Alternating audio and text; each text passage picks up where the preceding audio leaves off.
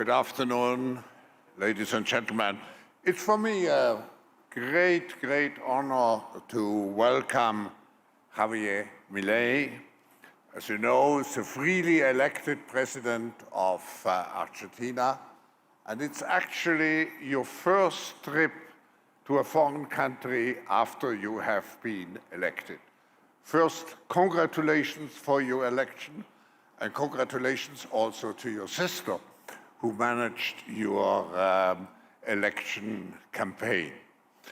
I think you, sometimes people would say with more radical methods, but you introduce a new spirit to Argentina, making Argentina much more related to free enterprise, to entrepreneurial activities, also to bring Argentina back to the rule of law. So we have a very extraordinary person among us today, and of course we are all eager to listen to you, and again a very cordial welcome to the World Economic Forum.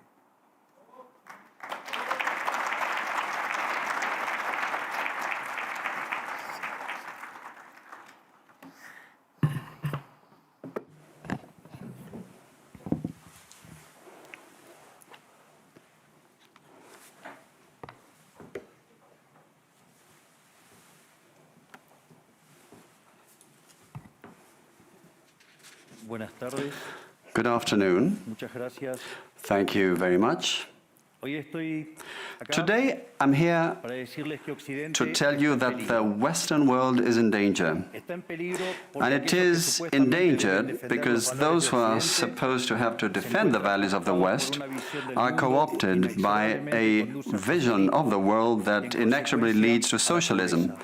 and thereby to poverty. Lamentablemente, Unfortunately, en las últimas in décadas, recent decades, motivados por algunos deseos motivated interesantes de by querer ayudar some al prójimo well-meaning y otros por el deseo de individuals pertenecer a una willing casta to help privilegiada, others, and others los motivated principales by the líderes wish to del mundo belong to a occidental privileged han caste, abandonado the el main modelo de la leaders of the libertad Western world have por distintas abandoned the versiones de model lo que of llamamos freedom colectivismo. for different versions of what we call Nosotros estamos acá collectivism. para decirles que We're los here experimentos to tell you that colectivistas collectivist nunca son la experiments solución a los are problemas que never aquejan a the los ciudadanos del solution mundo, to sino the que por el problems contrario that son afflict the su citizens causa. of the world. Rather, Créanme, they are the root cause. nadie mejor que Do believe nosotros me, los argentinos para dar no one testimonios better placed de than estas dos us, cuestiones. Argentines, to testify to these 2 Cuando points. adoptamos el modelo de la When we libertad, adopted the allá por el model año of 1860, freedom back in 1860, in 35 years we became a leading world power. And when we embraced collectivism over the course of the last 100 years, we saw how our citizens started to become systematically impoverished, and we dropped to spot number 140 globally.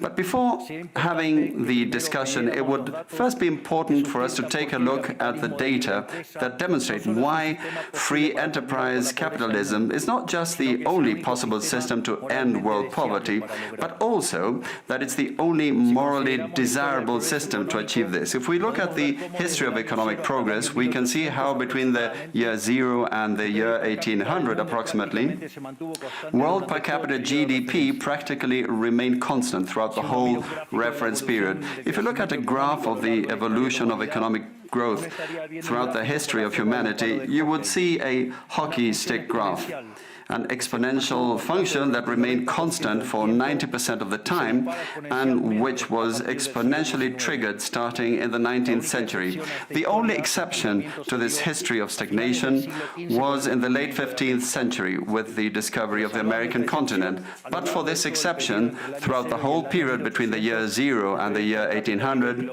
global per capita GDP stagnated. Now, it's not just that capitalism brought about an explosion in wealth from the moment it was adopted as an economic system. But also, if you look at the data, what you will see is that growth continues to accelerate throughout the whole period.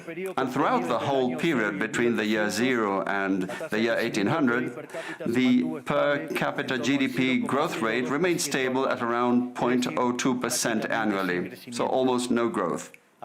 Starting in the 19th century, with the Industrial Revolution, the compound annual growth rate was 0.66%. And at that rate, in order to double per capita GDP, you would need some 107 years. Now, if you look at the period between the year 1900 and the year 1950, the growth rate accelerated to 1.66% a year. So you no longer need 107 years to double per capita GDP, but 66. And if you take the period between 1950 and the year 2000, you will see that the growth rate was 2.1%. Again, the CAGR, which would mean that in only 33 years we could double the world's per capita GDP. This trend, far from stopping, remains well alive today. If we take the period between the year 2000 and 2023, the growth rate again accelerated to 3% a year, which means that we could double world per capita GDP in just 23 years. That said, when you look at per capita GDP since the year 1800 and until today, what you will see is that after the Industrial Revolution, global per capita GDP multiplied by over 15 times, which meant a boom in growth that lifted 90% of the global population out of poverty. We should remember that by the year 1800, about 95% of the world's population lived in extreme poverty, and that figure dropped to 5% by the year 2020, prior to the pandemic. The conclusion is obvious.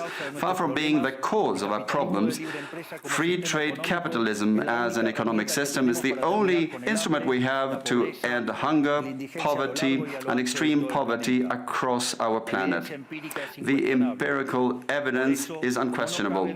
Therefore, since there is no doubt that free enterprise capitalism is superior in productive terms, the left-wing doxa has attacked capitalism, alleging matters of morality, saying, that's what the detractors claim, that it's unjust. They say that capitalism is evil because it's individualistic, and that collectivism is good because it's altruistic, of course, with the money of others. So they therefore advocate for social justice. But this concept, which in the developed world became fashionable in recent times, in my country has been a constant in political discourse for over 80 years. The problem is that social justice is not just, and it doesn't contribute either to the general well-being. Quite on the contrary, it's an intrinsically unfair idea because it's violent. It's unjust because the state is financed through tax. And taxes are collected coercively. Or can any one of us say that they voluntarily pay taxes? Which means that the state is financed through coercion, and that the higher the tax burden, the higher the coercion, and the lower the freedom. Those who promote social justice, the advocates, start with the idea that the whole economy is a pie that can be shared differently. But that pie is not a given. It's wealth that is generated in what Israel Kirzner, for instance, calls a market discovery process. If the goods or services offered by a business are not wanted, the business will fail unless it adapts to what the market is demanding. If they make a good quality product at an attractive price, they will do well and produce more. So the market is a discovery process in which the capitalists will find the right path as they move forward. But if the state punishes capitalists when they're successful and gets in the way of the discovery process, they will destroy their incentives, and the consequence is that they will produce less, the pie will be smaller, and this will harm society as a whole. Collectivism, by inhibiting these discovery processes and hindering the appropriation of discoveries, ends up binding the hands of entrepreneurs and prevents them from offering better goods and services at a better price. So how come that academia, international organizations, economic theory and politics demonize an economic system that has not only lifted out of extreme poverty 90% of the world's population, but has continued to do this faster and faster, and this is morally superior and just. Thanks to free trade capitalism, it is to be seen that the world is now living its best moment. Never in all of mankind's or humanity's history history has there been a time of more prosperity than today. This is true for all. The world of today has more freedom, is rich, is more peaceful and prosperous. And this is particularly true for countries that have more freedom and have economic freedom and respect the property rights of individuals, because countries that have more freedom are 12 times richer than those that are repressed, and the lowest decile in terms of distribution in free countries are better off than 90% of the population of repressed countries, and poverty is 25 times lower, and extreme poverty is 50 times lower. And citizens in free countries live 25% longer than citizens in repressed countries. Now, what is it that we mean when we talk about libertarianism? And let me quote the words of the greatest authority on freedom in Argentina, Professor Alberto Venegas Lynch Jr., who says that libertarianism is the unrestricted respect for the life project of others, based on the principle of non-aggression, in defense of the right to life, liberty and property. Its fundamental institutions being private property, markets free from state intervention, free competition, the division of labor, and social cooperation, as part of which success is achieved only by serving others with goods of better quality or at a better price. In other words, capitalists, successful business people are social benefactors who, far from appropriating the wealth of others, contribute to the general well-being. Ultimately, a successful entrepreneur is a hero. And this is the model that we are advocating for the Argentina of the future, a model based on the fundamental principles of libertarianism, the defense of life, of freedom, and of property.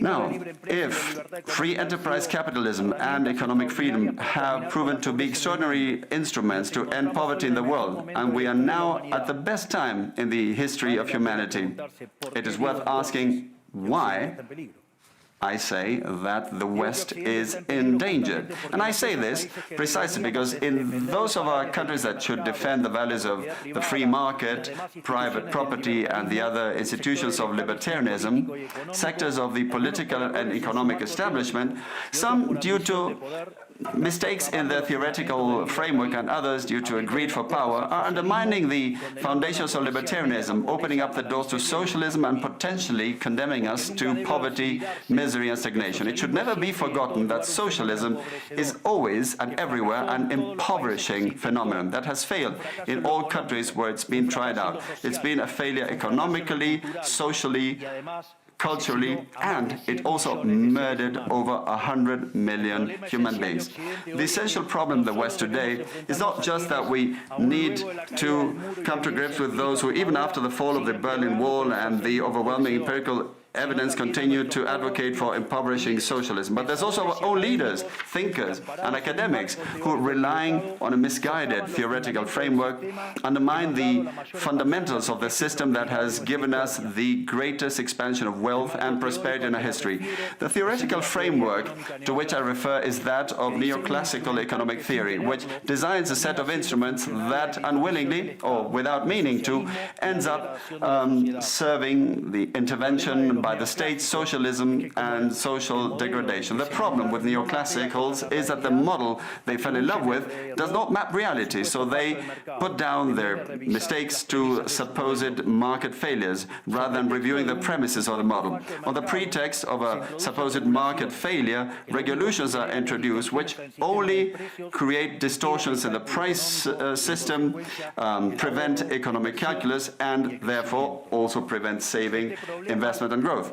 This problem lies mainly in the fact that not even supposedly libertarian economists understand what the market is, because if they did understand, it would quickly be seen that it's impossible for there to be something along the lines of market failures. The market is not a mere graph describing a curve of supply and demand. The market is a mechanism for social cooperation where you voluntarily exchange ownership rights. Therefore, based on this definition, talking about a market failure is an oxymoron. There are no market failures. If transactions are voluntary, the only context in which there can be a market failure is if there is coercion. And the only one that is able to coerce generally is the state, which holds a monopoly on violence. Consequently, if someone considers that there is a market failure, I would suggest that they check to see if the state intervention involved. And if they find that that's not the case, I would suggest that they check again, because obviously there's a mistake. Market failures do not exist.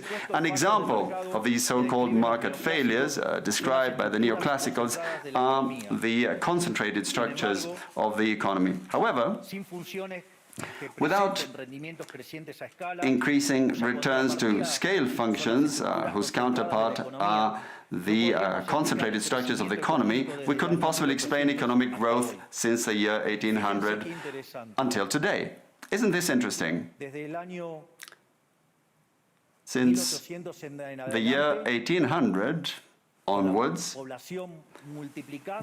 with population multiplying by 8 or 9 times, per capita GDP grown by over 15 times. So there are growing returns, which took extreme poverty from 95% to 5%. However, the presence of growing returns involves concentrated structures, what we would call a monopoly. How come then that something that has generated so much well-being for the neoclassical theory is a market failure? Neoclassical economists think outside of the box. When the model fails, you shouldn't get angry with reality, but rather with the model and change it. The dilemma faced by the neoclassical model is that they say they wish to perfect the functioning of the market by attacking what they consider to be failures. But in so doing, they don't just open up the doors to socialism, but also go against economic growth. An example, regulating monopolies, destroying their profits and destroying growing returns automatically would destroy economic growth. In other words, whenever you want to correct a supposed market failure inexorably, as a result of not knowing what the market is, or as a result of having fallen in love with a failed model, you are opening up the doors to socialism and condemning people to poverty.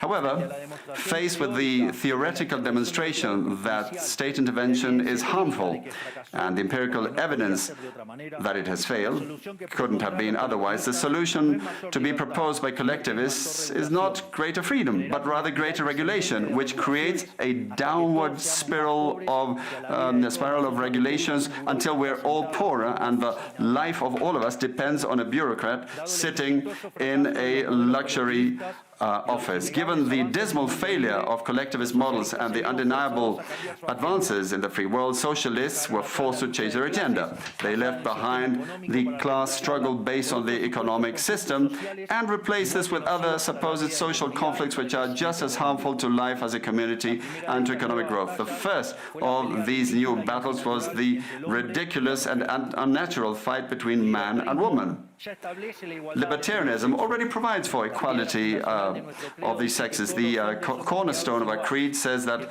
all humans are created equal, that we all have the same unalienable rights granted by the Creator, including life, freedom, and ownership. All that this radical feminism agenda has led to is greater state intervention to hinder the economic process, giving a job to bureaucrats who have not contributed anything to society. Examples, ministries of women or international organizations devoted to promoting this agenda. Another conflict presented by socialists is that of humans against nature, claiming that we human beings damage the planet, which should be protected at all costs, even going as far as advocating for population control mechanisms or the bloody abortion agenda. Unfortunately, these harmful ideas have taken a strong hold in our society. Neo-Marxists have managed to co-opt the common sense of the Western world, and this they have achieved by appropriating the media, culture, universities, and also international organizations. The latter case is the most serious one, probably, because these are institutions that have enormous influence on political and economic decisions of the countries that make up the multilateral organizations. Fortunately, there's more and more of us who are daring to make our voices heard, because we see that if we don't truly and decisively fight against these ideas, the only possible fate is for us to have increasing levels of state regulation, socialism, poverty, and less freedom, and therefore will be having worse standards of living. The West has unfortunately already started to go along this path. I know to many it may sound ridiculous to suggest that the West has turned to socialism, but it's only ridiculous if you only limit yourself to the traditional economic definition of socialism, which says that it's an economic system where the state owns the means of production. This definition, in my view, should be updated in the light of current circumstances. Today, states don't need to directly control the means of production to control every aspect of the lives of individuals. With tools such as printing money, debt, subsidies, controlling the interest rate, price controls, and regulations to correct the so-called market failures, they can control the lives and fates of millions of individuals. This is how we come to the point where, by using different names or guises, a good deal of the generally accepted political offers in most Western countries are collectivist variants, whether they proclaim to be openly communists, fascists, Nazis, socialists, social democrats, national socialists, Democrat Christians, Christian Democrats, neo-Keynesians, progressive, populist, nationalists, or globalists.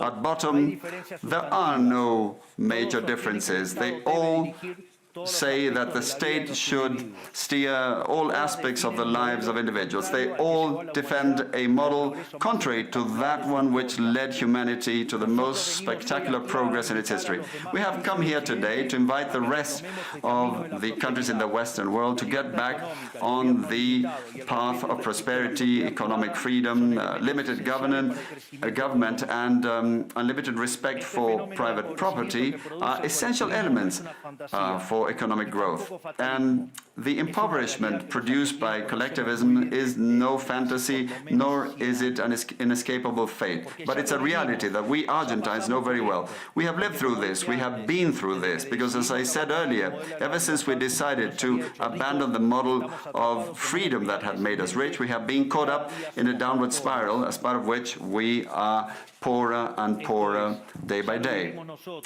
So this is something we have lived through, and we are here to warn you about what can happen if the countries in the Western world that became rich through the model of freedom stay on this path of servitude. The case of Argentina is an empirical demonstration that no matter how rich you may be, or how much you may have in terms of natural resources, or how skilled your population may be, or educated, or how many bars of gold you may have in the central bank, if measures are adopted that hinder the free functioning of markets, free competition, free price systems, if you hinder trade, if you attack private property, the only possible fate is poverty.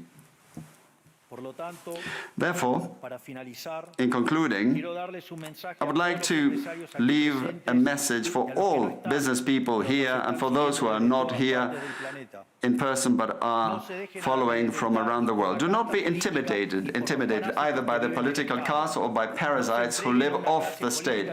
Do not surrender to a political class that only wants to stay in power and retain its privileges. You are social benefactors, you're heroes, you're the creators of the most extraordinary period of prosperity we've ever seen.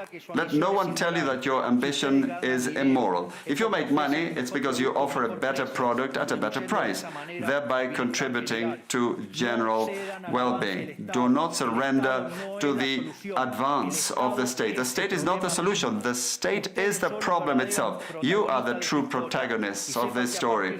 And rest assured that as from today, Argentina is your staunch, unconditional ally. Thank you very much, and long live freedom. Damn it.